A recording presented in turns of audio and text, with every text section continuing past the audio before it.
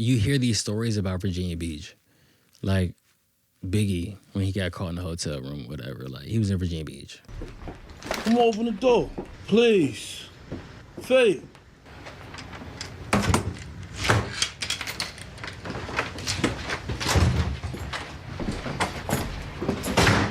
What's going on? Fuck you! I don't even know who the fuck you are anymore. Damn, I don't know about that. What happened You know with that? that? When Faith Evans caught him cheating in the hotel room. Biggie got caught cheating on Faith Evans You never in seen Virginia Notorious? Beach. I think I've seen it, but I don't remember that. Yeah, there's a scene. I mean, this is real life. I'm just talking about the movie, though. Yeah. But there's a scene in Notorious where Biggie gets caught up in a hotel room. In Virginia Beach. And they said that was in Virginia Beach, bro. That was my first time doing that video. Well, like doing any video. And that video like blew up. On TikTok. On TikTok, bro. On TikTok, that shit blew up. And I was like, whoa. Like, okay, I can do this. And for some reason, like I'm always a person, I told you, like, I like doing, I've always liked acting and stuff like that, but ironically, I never liked being in front of a camera. I never really liked that. Like, I'm never comfortable seeing myself or hearing myself in front of a camera. So people would see me. I knew, like, okay, the voiceover is the thing to do. So we should do a voiceover. Like, that's what's going to get you up. So I did a voiceover. And back then, I wasn't really like, oh, it's going to take me anywhere. I was just like, I'm just do like a little lackadaisical bullshit voiceover. Did that first video have a voiceover? First video had a voiceover. Okay. I said, if I'm going to do this, I need to be comfortable with myself and go beyond the boundaries of what I think. So I did a voiceover, and man, that video took off. First video took off.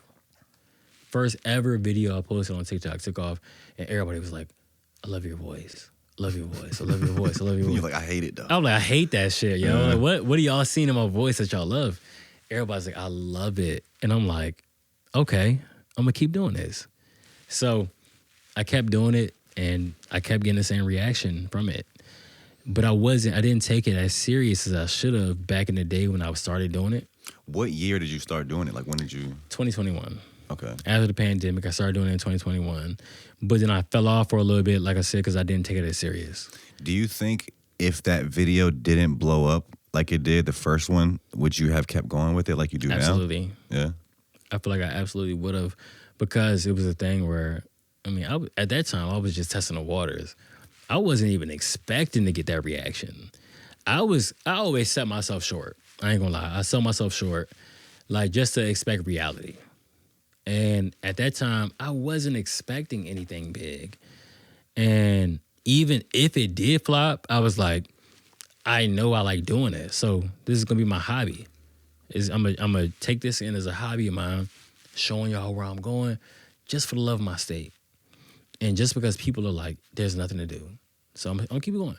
But I will say that first video put that battery in my back. Passions do change. Yeah. Like your creativity can evolve into other things. Like I was watching, Lou Ratchett? Yep.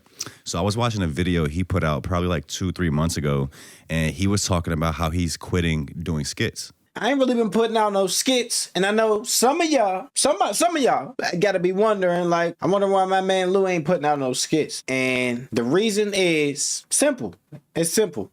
Actually, maybe it's not so simple. It's a multitude of reasons. I don't know if you've seen this video. Wow, I didn't see that. He's like, a lot of you guys may know me from skits. This is how I got introduced to a lot of you. This is what I've been doing.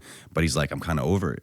Mm-hmm. He's like, it was a few reasons. He was like, I've kind of gotten bored with the process. My passions have evolved to I want to do different things. Then he was like, he was feeling a certain level of cognitive dissonance, which is like he was doing I didn't even know what that meant. I looked it up. So it's like it's like when you do things that don't really like align with your values, yep. and you just kind of look at yourself weird. You feel weird about yourself doing it.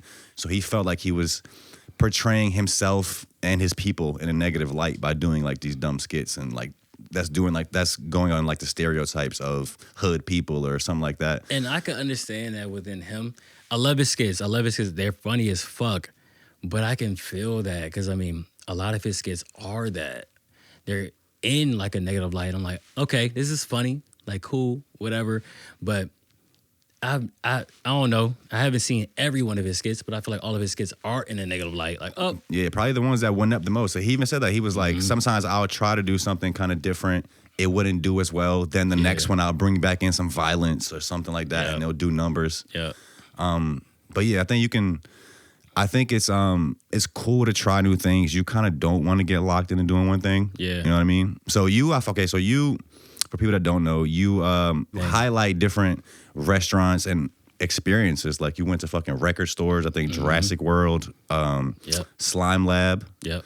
Highlight these different experiences that you enjoy and you feel like I guess other people might enjoy too. Yeah, but man. what I know you from before that is you were part of OnlyFriends. OnlyFriends. Doing music videos for them. Yeah, man. So maybe touch on how this acting passion evolved into music videos and then now evolved into these reviews and these highlights of these as like places. So that's a good one because, like I said, I was always into acting and well, not even into acting, but just like the whole process of like production in itself. And I knew I always had an eye for it because I would just always be able to see things. But yo, me and my family, we have every year we have like an Oscar party. Like my aunt, she hosts an Oscar party. Like my family, like we're huge. To watch the Oscars? Yeah, to watch the Oscars. It's like an Oscar watch party. Like we're huge on movies and shit, man. And like it's always been that for me. So whenever I like watch a movie, it's more than just like, okay, I'm just sitting back watching a movie for the plot. You know what I'm saying? Whatever. I'm sitting there like analyzing the movie. Like, oh my God, okay, this shot was this many seconds. Like, okay, whoa, this shot was cool. It was an overhead shot, whatever. And I've always been interested in that.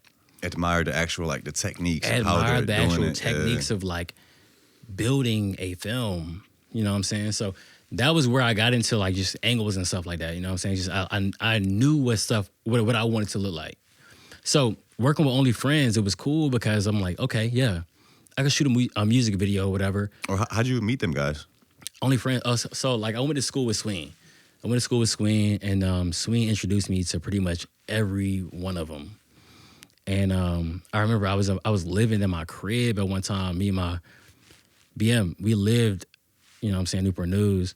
And Sween had called this dude. And I'm like, yo, who are you talking to? Nigga sound cool as hell. I'm like, who the fuck is you talking to? He like, it's AJ question mark. Yeah. He like, it's AJ question mark.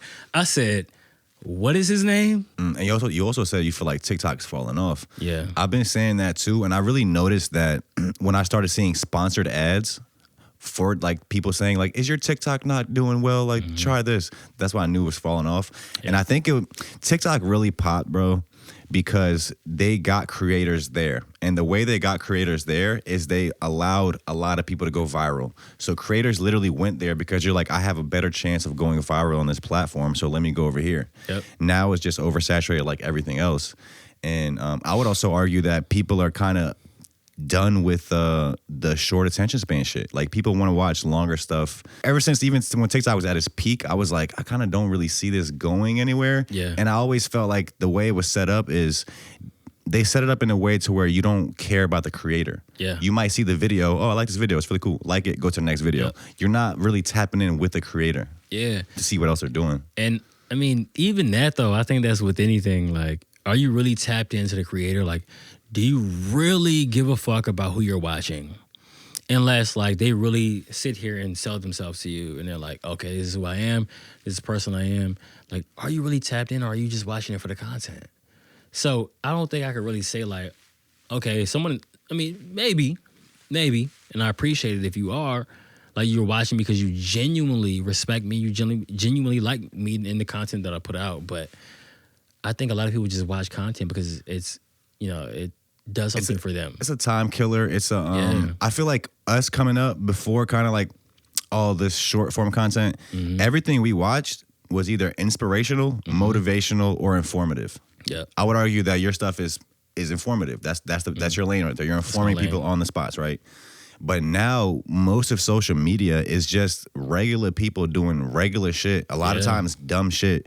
and you're not really inspired. So you'll scroll through 100 videos and maybe one of them might inspire you. Yeah. So I think that's also another reason that it's falling off because there's no substance there. It's just this like this just random stuff. Like I don't know. It's like here today, gone tomorrow. Here today, gone tomorrow. And I talked to a dude at I went to a spot called Aloha Ola, and he's an Asian dude. Man, he owns that and a bunch of other places like the Moishi and some other stuff. And he invited me out to like try the food. And normally when I do this, I'm just going and I'm trying the food and, you know, sitting at the table by myself and just recording my experience. Man, this dude, he wanted to talk to me the entire time. It was something new for me. The owner of this The owner of the place. He wanted to talk to me the entire time. And like I even sat down and when I ordered the food, he was with a friend too. His friend owns a boba tea spot over there across the water.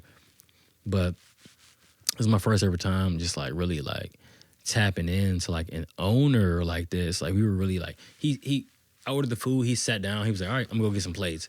He went and got plates for all of us, bro. All of us. And like free food. like, yeah, free food, but not necessarily. I mean, the food was free, but he went and got like plates, bro, like for all of us to share the food. You know what I'm saying? So it was me, him, and his friend. We sat down at the table. We're just talking, and the food comes, and we're all just sharing food. We're having family dinner. It's my first time ever meeting this guy. And I'm like, oh, okay. Like I said, me as a person, like me being introverted and stuff, this is all new for me.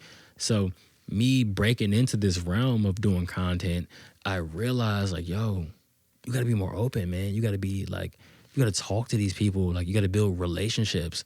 These people run like actual businesses. And for you to be going in these people's businesses and like shouting them out, boom, boom, this and that, they appreciate that. And you got to sit there and be like, you got to understand like, oh, they showing love just as much as you showing love.